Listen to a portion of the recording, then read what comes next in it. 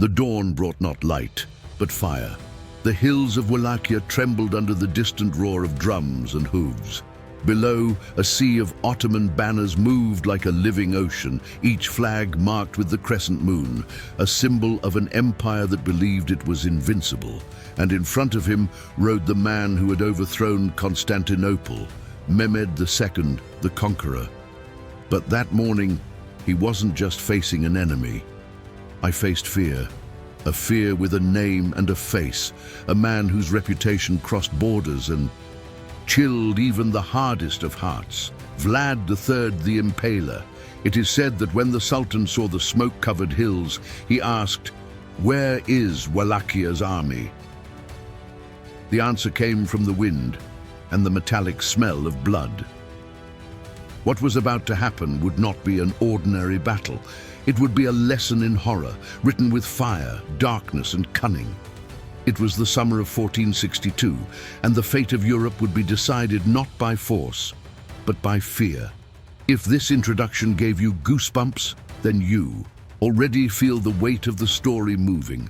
Imagine what's next. Every detail, every blow, every dark strategy that turned a man into legend. Before continuing, prove that you are one of those who value true history.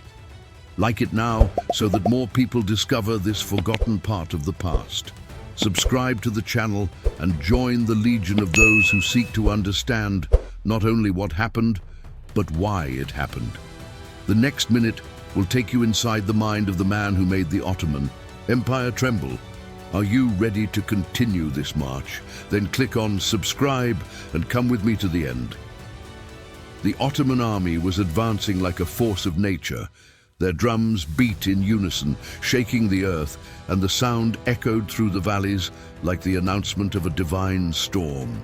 Ahead, Mehmed II, wrapped in his golden armor, looked at the horizon with the confidence of someone who had conquered empires and bent kings. Behind him, hundreds of thousands of soldiers, janissaries. Sipahis, archers and engineers, formed a human wall that stretched beyond the eye. It was more than an army. It was an empire on the march. Each flag raised represented sacked cities, subjugated kingdoms, and enslaved peoples. And now, all this power converged on a single target, the lands of Vlad, the rebel prince. The smoke from the burned villages announced the beginning of the invasion. The chroniclers of the time would say that the sun disappeared that day, covered by the dust raised by the steps of more than 200,000 men. But in the shadows of the forests, someone was watching them. A cold, calculating, patient look. Vlad knew he couldn't win with numbers, so he decided to win with fear. As Mehmed's vast army crossed the Danube, Vlad was preparing a kind of war that no chronicler had dared to describe. He would not face the enemy in the open. Instead, he would turn his own land into a nightmare. Villages were emptied, wells poisoned, crops burned to the roots. The air smelled of smoke, rot, and revenge. It was the birth of modern psychological warfare. Vlad didn't just want to defeat the enemy, he wanted to break his soul. Ottoman soldiers marched through ghost villages where only the wind seemed to whisper prayers. Each kilometer advanced was a deeper plunge into despair. The reports tell of sleepless nights, of figures in the hills, of cries coming from the forest that were never repeated twice. The Impaler watched from afar, like a hunter in front of his exhausted prey. His plan was simple and terrible, to make the most powerful army in the world doubt its courage. And when fear began to eat away at the Sultan's bronze hearts, Vlad would strike, not with thousands of men, but with the sharp mind of a strategist demon. The Ottoman juggernaut crossed the Danube like a living shadow, expecting resistance, but met with absolute silence. The villages were empty, the wells filled with animal corpses, the air suffused with death. The ground cracked under the heat and smell of decay. It was as if the land itself had been cursed. Vlad had turned his kingdom into an open graveyard. Where there was once life, there were now only echoes. Roads destroyed, rivers diverted, traps hidden under leaves and mud, all planned with precision. The Ottoman soldiers, thirsty and hungry, began to fear even the sound of the wind. Many believed that Vlad was a sorcerer, capable of controlling nature itself. Hunger gnawed at stomachs, thirst burned throats, and fear invaded minds. The Sultan, accustomed to glories and victories, felt doubt for the first time. Every step forward looked like a trap. Every hill hid an invisible enemy. War was no longer fought with swords. It was fought within the mind.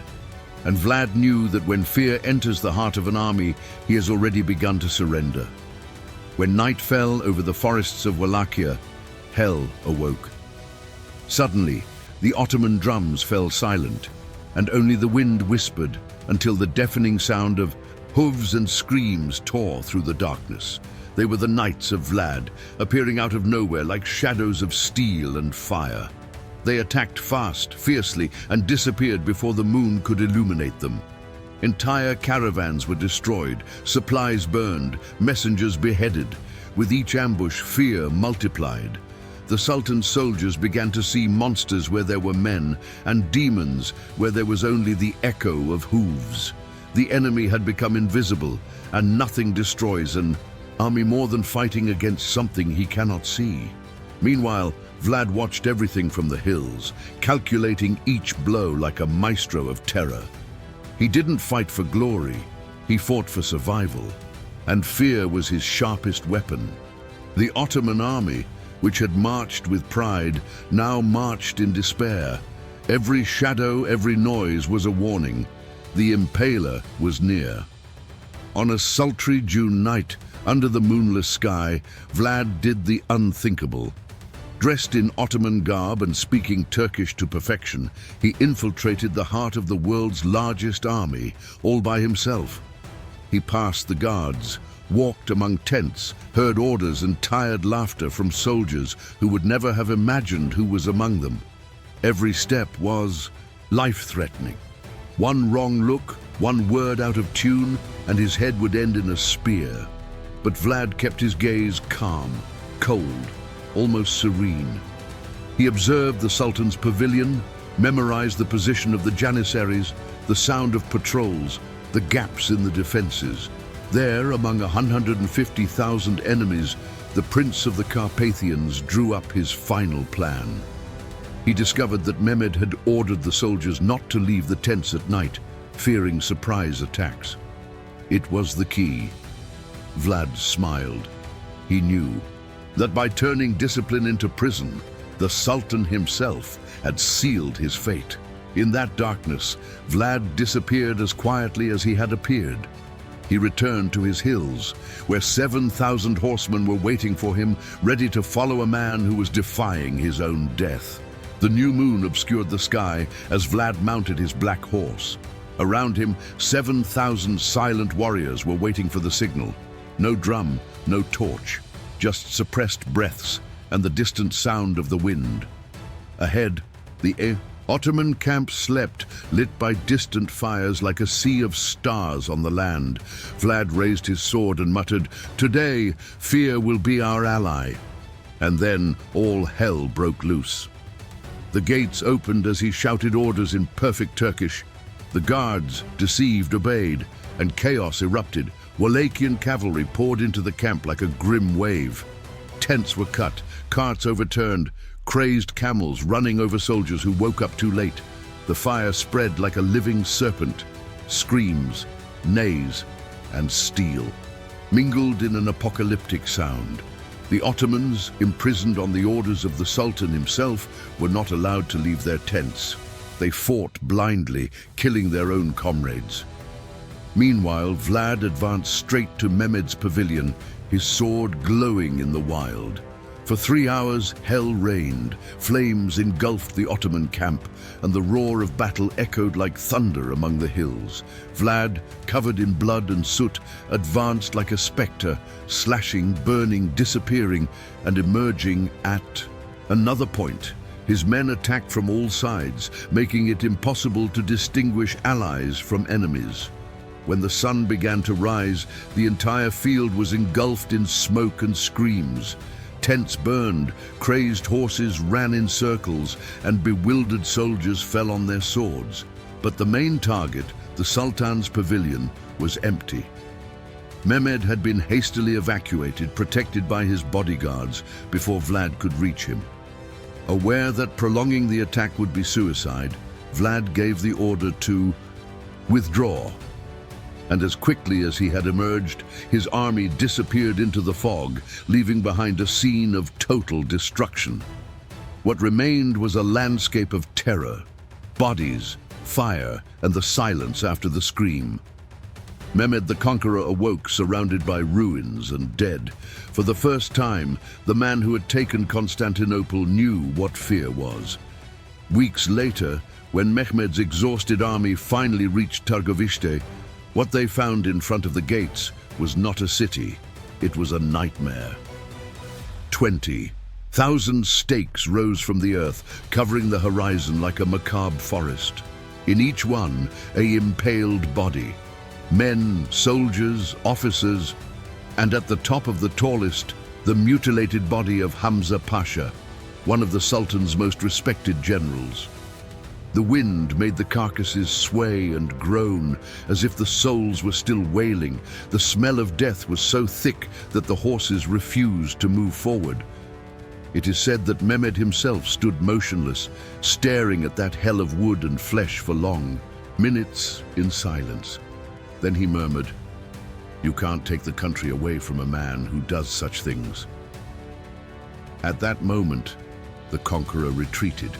Not because of military defeat, but because of absolute dread. The war he imagined winning with numbers was lost in the shadows of one man's mind. The forest of the impaled was not just a threat, it was a message written on the enemy's body. Here, even death obeys Vlad. The Ottoman army retreated in silence, dragging the weight of shame and fear. Mehmed II, the conqueror of empires, had been defeated not by spears or walls, but by the mind of a man who turned terror into strategy. Vlad III, the Impaler, proved that fear is the most powerful weapon of war, invisible, silent, and unstoppable. The news spread across Europe like fire in dry straw. Kings and generals spoke his name with respect and horror. The Prince of Wallachia, who faced an empire with 30,000 men and an unbreakable will, had forever changed the course of medieval warfare. His victory was not only military, it was psychological, symbolic, immortal. Vlad became a legend that spanned centuries, confusing history and myth. For some, a monster. For others, the savior of Eastern Christendom. But one truth remained unquestioned.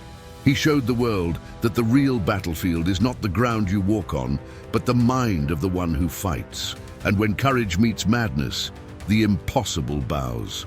Comment if you believe that courage and fear go hand in hand.